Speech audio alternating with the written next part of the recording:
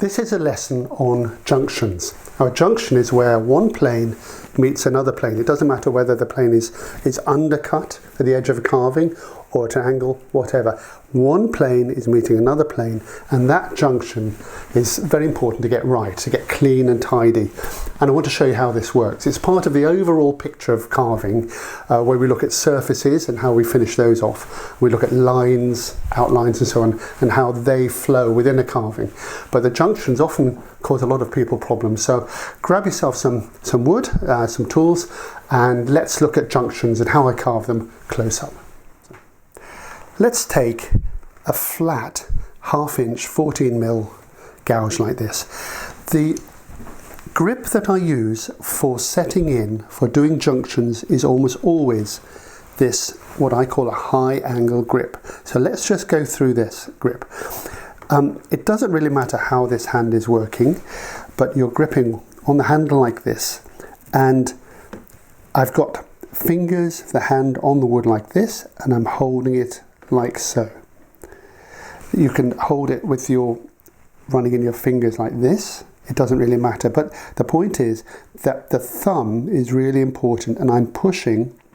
See how my thumb gets a really nice bite on that tool, pushing with that thumb.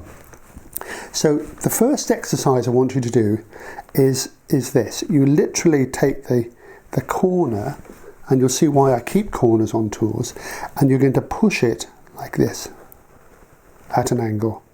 That's it. Just going to push that in the wood like this. Okay.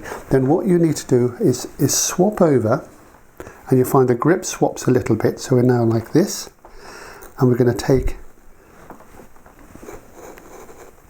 another bit out there like that. Okay. So we'll go back here. We'll get a grip like this. Just push this like this, and we can probably keep this going for quite a while. But what you're looking for now is at the bottom of this cut here, you should have this plane meeting this plane accurately.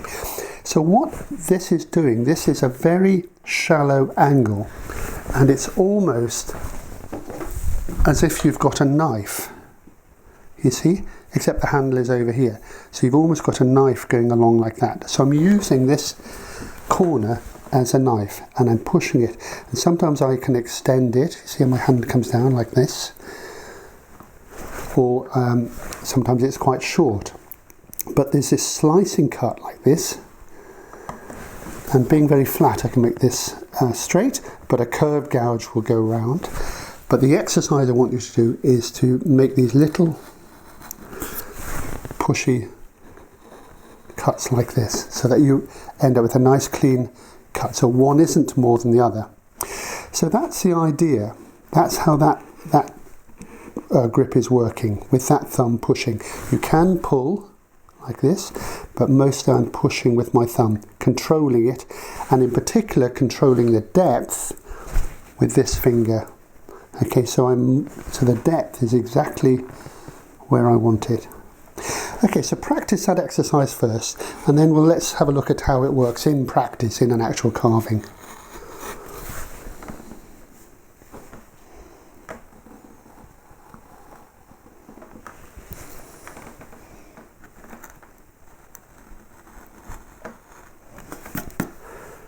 So in a relief carving, you would have the edge of your subject, say, and then you'd have the waste background to take away. And what I would normally do, what I recommend, is to put a V tool around the subject like this. It's called lining in, which will be just above your depth. Then we would take the background down like this, and this is the sort of exercise I'd like you to do. Let's take a bit of the background down. Then we'd flatten that.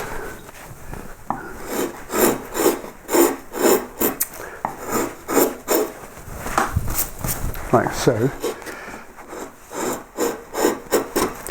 And then we would have a junction here between the background and the subject, and this is where we need to pay attention.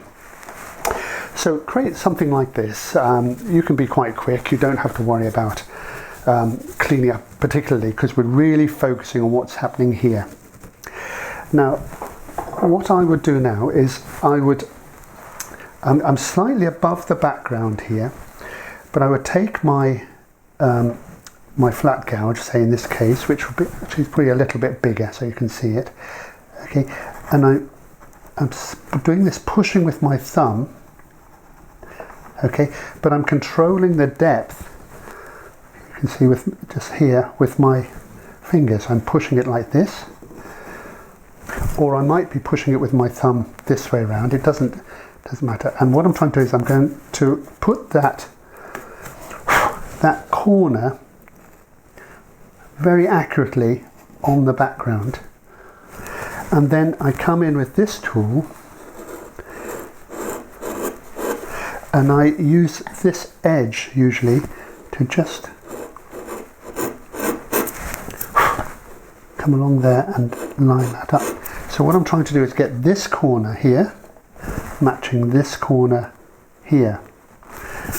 Okay, and you should end up with a nice tidy edge. Now, if you, generally speaking, you don't want to leave a mark in there because you might undercut it, in which case that's in the background. So what you're looking for in this exercise, let's take some of this away, is for that junction to be pretty much invisible. Okay, pretty much invisible. Then when you've done a bit like that, you can take this back a little bit more, create yourself another background,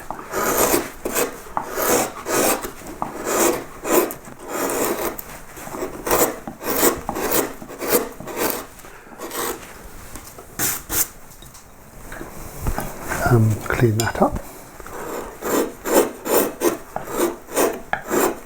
Don't worry, as I said, too much about this. We're looking for this junction. So you'll be coming up, and that's what you see what's happening here. That often happens is that you end up with stuff down there, and like that. And I would generally leave that until this stage. So again, we're looking for this thumb, taking that corner, controlling the depth here, just pushing that along. Sometimes it's literally just the weight of the tool, it's hardly anything. And then take this out here.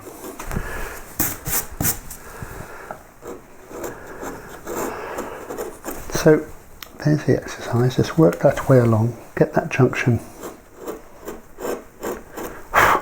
So that's all we're doing, we're just working on the junction. So what that should be is clean there and there, meeting at a very fine angle.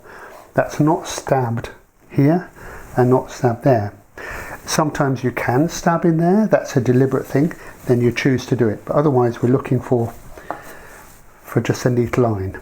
So you can continue that line around. So all you're doing is just working on that, getting this plane meeting this plane. Okay. What we did here, this plane meeting this plane, that's another sort of junction. So those are your two exercises, and that will cover pretty much everything we do in wood carving.